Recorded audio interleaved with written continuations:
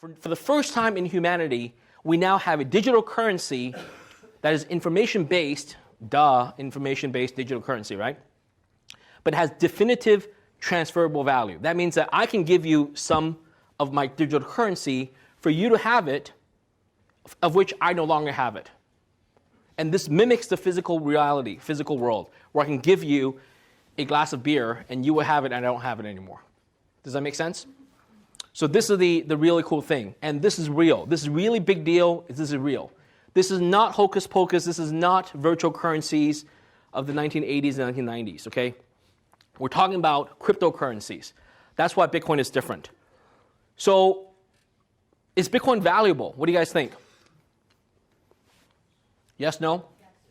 I have a, let me pull it out. I have a pre-release of a new physical Bitcoin that BTCC will be selling in about 2 weeks. I won't tell you too much about it. It's pre-release. But this is valuable. If I toss it over to you, I've essentially given you access. Nice one. If you toss me some US dollars, well, we can do that exchange. Yeah. But this is, in this case, this is physical. I can toss it to you, and then it'll be physical. You catch it, right? But it's truly valuable because once I toss it to you, it's out of my hands. And that's what Bitcoin does electronically, but we made it in physical format. Why is this valuable other than the piece of metal? Well, because a few things. It's got uniquely great features. So until Bitcoin was invented, nothing in the world was able to encapsulate the functionality, the sort of the feature set that Bitcoin gave us. Where in physical, we could give you money, gold, we can give you stocks or bonds, give you a house and so on, or a title to a house. But with Bitcoin, now we can have a global network for payments with a fixed supply of Bitcoins, 21 million, of which this is one.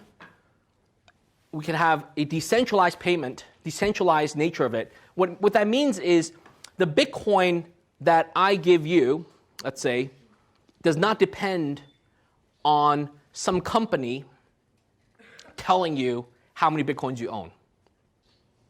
Does that make sense? So for the first time, you can now have Bitcoin that is truly, truly decentralized from any other company. Now, even though our company, my company, BTCC, we run a Bitcoin exchange, Bitcoin wallet service and all that, we are a centralized service. But even if our company goes away or there is no Bitcoin company, you can still own Bitcoin without depending on any other central government, any sort of university, or any sort of company, okay? And of course, very low fees. So this is truly faster, better, cheaper. So why I like Bitcoin, to summarize, for the first time, we actually have a digital asset. Think about that. All the assets you own, everyone in this room, other than the few of you who own Bitcoin, all of your assets, all the things you own that you've worked hard for in your life, are physical in nature. The other types of assets are intangible, like, for example, your Stanford education or your knowledge about the world, right? But any other tangible assets, always physical in nature. Everything from the money you own, have you in a wallet, the precious metals, gold and silver, the stocks and bonds, even real estate, all physical in nature, right? Some of you, do any of you own domain names? Yeah. Yes. So domain name comes close, but email addresses actually are not digital assets. Would all of you have email accounts? But you don't own them, right? At a moment's notice, Gmail can stop your account or lock you out, or iCloud, Apple iCloud could, right? So you don't own your email address any more than it's more like a permission for you to use it, okay? Domain names, you sort of own them, but it's at the mercy of the domain name registration companies.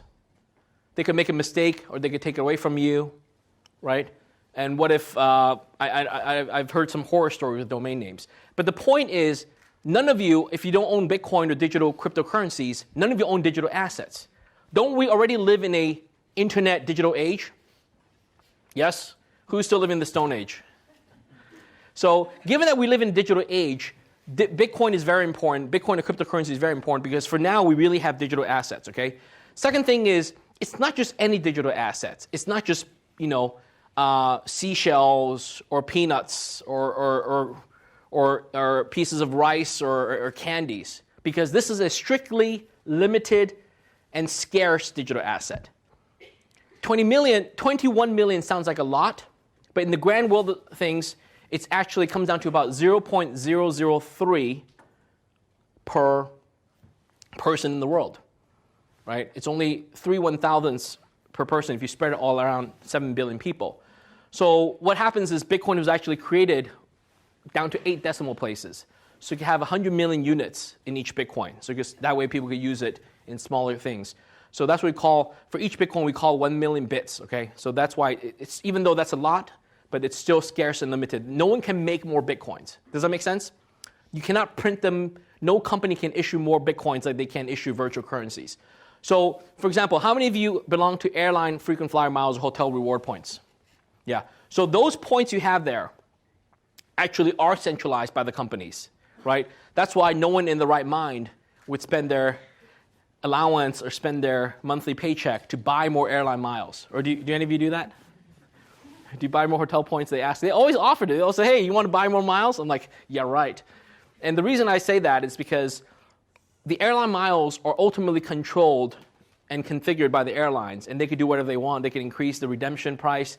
They could make it invalid. They could say your miles don't expire, and then a few years later they say miles do expire. You know, they change the rules on you. But with a decentralized cryptocurrency, that will never happen, okay? So if you own, for example, 21 Bitcoins, then you'll always have at least 1/1,000,000th of the supply of the whole world's Bitcoin. Okay, so lastly, those two features, of it being digital and being scarce, it actually makes for a good payment system. So today, Bitcoin is not yet the world's best payment system, right? You have really good payment systems like PayPal. In China, there's Alipay, there's WeChat Pay, there's Venmo in the US, right? There's a lot of good payment systems around the world already, or even just physical cash. Bitcoin is not yet the most revolutionary. It's not yet the best payment system. We don't use it to buy coffee yet, but Bitcoin has a potential because of it being a great digital currency. Okay, so for me, that's a bonus, and that's why I like Bitcoin.